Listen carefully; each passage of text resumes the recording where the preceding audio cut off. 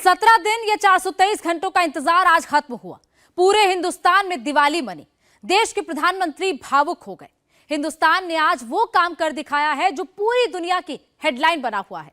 इस वक्त दुनिया के बड़े बड़े अखबारों में, दुनिया के बड़े बड़े चैनलों और दुनिया की बड़ी बड़ी वेबसाइट्स में हिंदुस्तान की चर्चा है। उत्तराखंड की सुरंग की चर्चा है। हिंदुस्तान ने कैसे एक बहुत मुश्किल रेस्क्यू ऑपरेशन को कामयाब बनाया है, इसकी चर्चा है। पूरी इंटरनेशनल कमेंट्री सुनेंगे तो एक बात समझ में आएगी कि यह काम बहुत नामुमकिन सा था। जब मशीन फेल हो गई तो सुरंग में इंसान घुसे, रेंग रेंग कर आगे बढ़े, हाथ से पहाड़ खोदना शुरू किया, चट्टान को चटकाया और तब जाकर 41 लोगों की जान बची। आज फक्र कीजिए कि हम हिंदुस्तान में रहते हैं, जहां एक एक जान की कीमत है और एक एक जान को बचाने के लिए हर हिंदुस्तानी पूरी ताकत लगा देता है।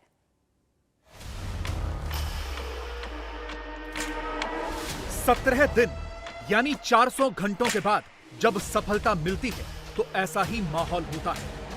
हर तरफ खुशी, वो भी तब जब 41 मजदूरों की जान 17 दिनों तक फंसी रहे और सब के सब बिना किसी खरोंच के सुरक्षित रेस्क्यू कर लिए जाएं। तो इससे बड़ी बात क्या हो सकती है। 17 दिनों के बाद आज अचानक से कामयाबी कैसे मिल गई। जिस ऑपरेशन में बड़ी बड़ी विदेशी मशीनें फेल हो गई, वहां कुछ माइनर्स ने कैसे सफलता पा ली। जहां अमेरिका की ऑगर मशीन फेल हुई, वहां रैट माइनर्स को कैसे कामयाबी मिली। यह ऑपरेशन इतना आसान नहीं था, बहुत मुश्किल था। सबसे पहले यह जानिए कि जब एक बार पाइप टनल के थ्रू हो गया तो फिर एनडीआरएफ ने मजदूरों को बाहर कैसे निकाला। इन मजदूरों को सुरंग से बाहर लाने का जिम्मा एनडीआरएफ को दिया गया था। एनडीआरएफ की टीम ने इसके लिए एक विशेष प्रकार का स्ट्रेचर बनाया था, जिसमें खास तौर से पहिए लगाए गए थे। योजना यह थी कि करीब 60 मीटर लंबे 32 इंच चौड़े इस लोहे के पाइप के अंदर से मजदूरों को इस स्ट्रेचर के जरिए ही निकाला जाए और योजना के मुताबिक ऐसा ही हुआ। तुरंत मजदूरों को स्ट्रेचर पर लिटाया गया और रस्सी के सहारे खींचकर उन्हें बाहर निकाल दिया गया। हमारे श्रमिक भाई 16 दिनों से भी लगातार अंदर संघर्ष कर रहे थे और पूरा देश उनके लिए बाहर संघर्ष कर रहा था। इस पूरे अभियान में लगे हुए सभी कर्मचारियों को, सभी कार्मिकों को, सभी विशेषज्ञों को, सभी हमारे वैज्ञानिकों को, सभी भारत सरकार की संस्थाओं को और एक एक व्यक्ति, हमारा एक एक व्यक्ति जो मीडिया से भी थे, उन समेत मैं सबका धन्यवाद करता हूं कि इस बहुत ही कठिन और चुनौतीपूर्ण काम को सभी लोगों ने अपना सहयोग प्रदान किया। निश्चित रूप से ये हम लोगों के लिए एक बहुत सुकून वाली बात है कि इतना बड़ा एक आपदा आने के बाद भी सारे लोग जो है सकुशल बाहर निकल पाए। देखिए, उनको मैं बता रहा हूँ, उनको उन्होंने ये कहा कि मैंने कहा आप लोगों को अंदर किसी प्रकार की कुछ चिंता तो नहीं हो रही थी। उन्होंने कहा नहीं, शुरू के दिनों में जरूर हमको चिंता हुई, लेकिन उसके बाद से जब आपसे बात हो गई, अन्य सभी लोगों से लगातार कम्युनिकेशन होने लगा, तो हमको पूरा भरोसा हो गया था कि आप लोग हमारी चिंता कर रहे हैं और हम अंदर नहीं रहेंगे, हम बाहर निकलेंगे। सभी 41 वर्कर्स को सुरक्षित सकुशल बाहर निकाल लिया गया है। उनके सारे पैरामीटर्स बिल्कुल ठीक हैं। अभी की सबसे बड़ी खबर है, औपचारिक तौर पर यह हमें बताया गया है कि 41 वर्कर्स सुरक्षित हैं, सकुशल हैं, उनके सारे पैरामीटर्स ठीक हैं, उनके सारे मेडिकल टेस्ट कर लिए गए हैं, ब्लड प्रेशर से लेकर उनके बॉडी और साथ में फिजिकल टेस्ट कर लिए गए हैं और उसके बाद अब उनको यहां से एम्बुलेंसेस के जरिए चिन्याली सौर के हॉस्पिटल भेजा जाएगा। 41 बेडेड हॉस्पिटल भेजा जाएगा। सभी सुरक्षित हैं और सभी की तबीयत ठीक है। जैसे ही पहला मजदूर बाहर निकला, तुरंत उत्तराखंड के मुख्यमंत्री पुष्कर सिंह धामी ने उनका स्वागत किया, उनकी बहादुरी को सलाम किया। इसके बाद तो एक के बाद एक सारे मजदूरों को बाहर निकाला जाने लगा। स्ट्रेचर के जरिए 4-4 मजदूरों को एक साथ निकाला गया। पहले तो इस चीज को समझिए, मैंने पहले दिन जब आप लोगों से बात की थी, मैंने एक ही चीज कही थी, हमारा एक ही लक्ष्य है, इनको सेफ निकालना। उसको देखते हुए हमारे देश में या विदेश में जिस भी चीज की हमको जरूरत थी, वो प्रधानमंत्री जी के मार्गदर्शन से वो हमको मिली। कोई ऐसी चीज नहीं है, जितने साधन जुटाए गए हैं, इतने साधन किसी और ऑपरेशन के अंदर नहीं जुटे होंगे। दूसरी चीज, सब चीजों के अंदर बहुत अच्छा कोऑर्डिनेशन है। सर हिंदुस्तान का सबसे बड़ा ऑपरेशन हिंदुस्तान का सबसे बड़ा ऑपरेशन ऐसा है कि जहां तक टनल के ऑपरेशन में इतने लोग फंसे थे, उनको निकालने के लिए जो चीज चाहिए थी, हर एक चीज की जरूरत पड़ती है। ये कहना कि ये बड़ा या छोटा वो नहीं होता। इस ऑपरेशन के लिए जो चीज चाहिए होती है वो पूरी हमने इकट्ठी की। मजदूर जैसे ही सुरंग से निकले, सबसे पहले उनका मेडिकल चेकअप किया गया। इसके लिए शाम से ही सुरंग में डॉक्टरों की टीम तैनात कर दी गई थी। इसके बाद मजदूरों को सबसे पहले उनके परिजनों से मिलाया गया और इसकी भी तैयारी पहले ही पूरी कर ली गई थी। सुरंग में परिजन पहुंचा दिए गए थे। सुरंग में एम्बुलेंस भी पहले ही पहुंचा दी गई थी। सभी मजदूरों को एम्बुलेंस में बिठाकर ही बाहर निकाला गया। अभी अस्पताल में इन मजदूरों की 48 से 72 घंटे तक मॉनिटरिंग की जाएगी। देखिए, ये जो इंतजार था वो खत्म हो गया है। अब जितने भी वर्कर्स हैं, 41 वर्कर्स, उनको एक एक करके एम्बुलेंस में बिठा लिया गया है और अब वो इन्हें यहाँ से सीधा चिन्याली सौड़ लेकर जाया जा रहा है।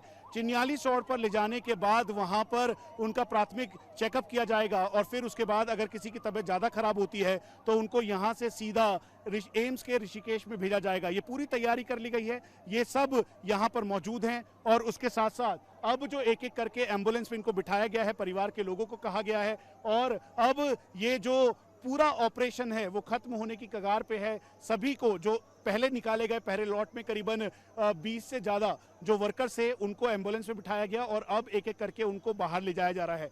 मगर उसके बाद लाकर उनको जब नीचे हॉस्पिटल में वो दाखिल होंगे एक्चुअली तो 48 से 72 घंटे की मॉनिटरिंग होगी सबकी, क्योंकि जब ह्यूमन बॉडी इतनी देर तक आइसोलेशन में, तकरीबन आइसोलेशन में, away from normal human activity रहती है तो उसके ऊपर अलग अलग किस्म के असर आते हैं based upon your physiology, based upon आपके साइको सोशल मेकअप क्या है, तो उसको मॉनिटर किया जाएगा। कभी कभी हो सकता है कि किसी के ऊपर असर ज़्यादा हो जो कुछ घंटों के बाद साबित होने लगे। Just to foreclose that possibility, ये मॉनिटरिंग तकरीबन 48 से 72 घंटे तक चलेगी।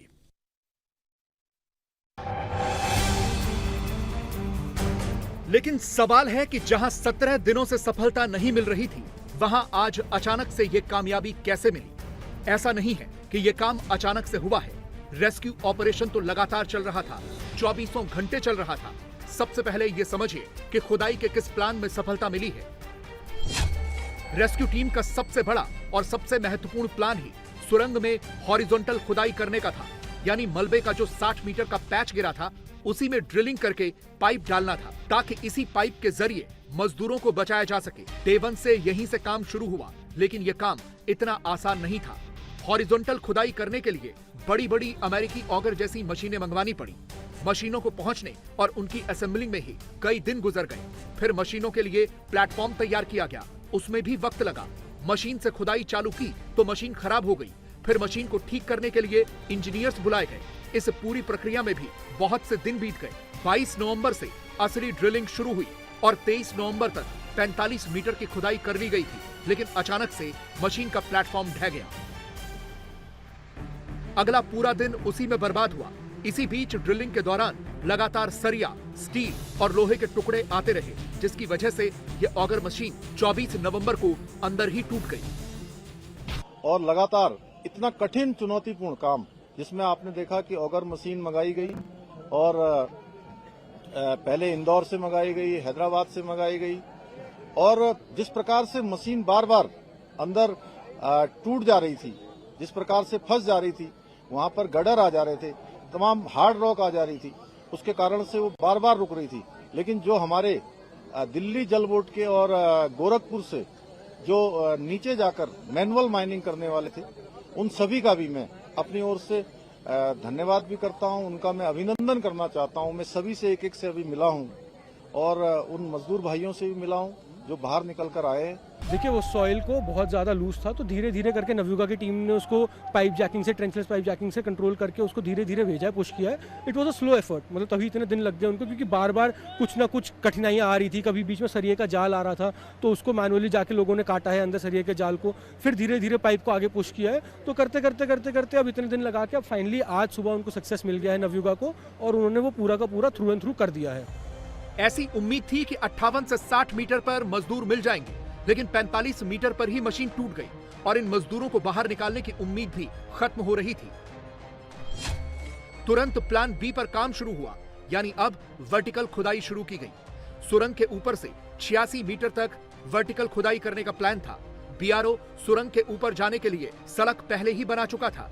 तुरंत वर्टिकल खुदाई करने वाली नई मशीन मंगाई गई। उसने ऊपर से खुदाई शुरू कर दी, लेकिन 36 मीटर की खुदाई करने पर पानी आ गया, तो यहां भी काम रोकना पड़ा। बहुत बाधाएं आई हैं इसमें। बिल्कुल जैसे एक अभियान के अंदर होता है कि अभियान में प्लान ऑपरेशंस के अंदर प्लान बनाए जाते हैं, तजवीजें बनाई जाती हैं, मगर जब जैसे ही ऑपरेशन लॉन्च होता है वो तजवीज जो है वो नष्ट हो जाती है। उस तजवीज को दोबारा रिव्यू करना पड़ता है और you have to keep remaking your plans. बिल्कुल वैसा ही हुआ है, वैसी स्थिति यहां हुई है। अब देखें, पूरे 5 ऑप्शन 6 ऑप्शन हो गए थे। कहीं कहीं सामान, कहीं कहीं मशीनें फंसी हुई थी, उनको सुपर ह्यूमन एफर्ट लग रही थी यहां पर लाने के लिए। गवर्नमेंट का कोई ऐसा डिपार्टमेंट ही नहीं है जो शायद इसके अंदर जुटा नहीं था।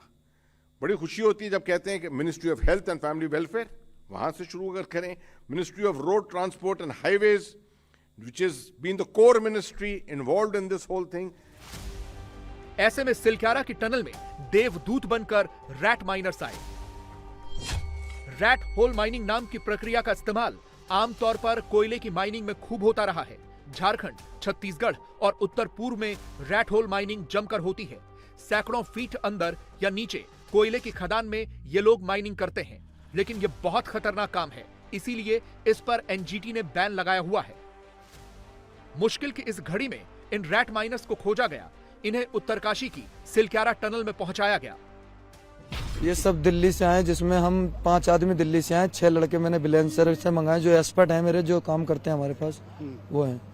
अच्छा, जब अंदर पाइप के अंदर कैसे आप जा रहे हो, कैसे खुदाई कर रहे हो? सर, हम रिंग के अंदर जा रहे हैं, अंदर मैनुअली ऐसे ही अपने रिंग के जा रहे हैं और रिंग के वापस आ जाते हैं। और जो उसमें रोक आते, स्टील आती है, उसे हम गैस कटर से कटवा देते हैं और जो रोक आता है उसे एलटी से और गुदाली से निकाल के गाड़ी के थ्रू बाहर भेज देते हैं। अच्छा, सांस लेने में दिक्कत या फिर अंदर में भी दिक्कत आती है, मगर फिर भी हमें करना पड़ रहा है उन 41 आदमियों की वजह से। कैसे कर पा रहे हो, कैसे कर रहे हैं अंदर? बस हिम्मत जुटा रहे हो। जैसे फौजी अपने कोनियों का द्वारा चलता है, ऐसे हमें चलना पड़ता है पाइप में। 28 इंची पाइप, 32 इंची पाइप है, उसमें जब जाओ ना झुक के तो पता पड़ता है। इतनी मेहनतें होती हैं, कितने कष्ट उठाने पड़ते हैं। जहां ऑगर मशीन ने काम छोड़ा था, वहां से इन्होंने काम शुरू किया। रैट माइनर्स ने 800 mm के पाइप में घुसकर ड्रिलिंग की। पहले इन्होंने ऑगर मशीन के टुकड़े जो मलबे में फंसे थे उनको निकाला और फिर आगे की तरफ ड्रिलिंग शुरू की। ये बारी बारी से पाइप के अंदर जाते, फिर हाथ के सहारे छोटे फावड़े से खुदाई करते थे। ट्रॉली से एक बार में तकरीबन 2.5 क्विंटल मलबा लेकर बाहर आते थे। पाइप के अंदर इन सब के पास बचाव के लिए ऑक्सीजन मास्क रहता था। इन रैट माइनर्स ने कमाल कर दिया। करीब 21 घंटे में 12 मीटर की मैनुअल ड्रिलिंग की और पाइप आर पार कर दिया। जो मलबा निकल रहा था, मेटालिक मलबा, वो अभी भी उस आगे मिलता रहा हमको। उसको काटा गया है, कटर्स के साथ निकालते रहे। रात भर काम हुआ है इसके ऊपर और टीम्स जो हैं हमारे रैट माइनर्स एक्सपर्ट्स जो हैं, बड़ा मुश्किल काम जो कर रहे हैं, बड़ी एंक्लोज स्पेस में कर रहे हैं और साथ में आर्मी इंजीनियर्स, ये सब मिलकर इन्होंने काम किया है। They have been able to take it to 58 meters, which is a phenomenal achievement, I would say. कि 10 मीटर मैनुअल 24 घंटे से कम में उन्होंने अचीव किया है। This is something almost like as if a machine has been working. बहुत बाधाएं आई हैं इसमें। बिल्कुल जैसे एक अभियान के अंदर होता है कि अभियान में प्लान ऑपरेशंस के अंदर प्लान बनाए जाते हैं, तजवीजें बनाई जाती हैं, मगर जब जैसे ही ऑपरेशन लॉन्च होता है वो तजवीज जो है वो नष्ट हो जाती है।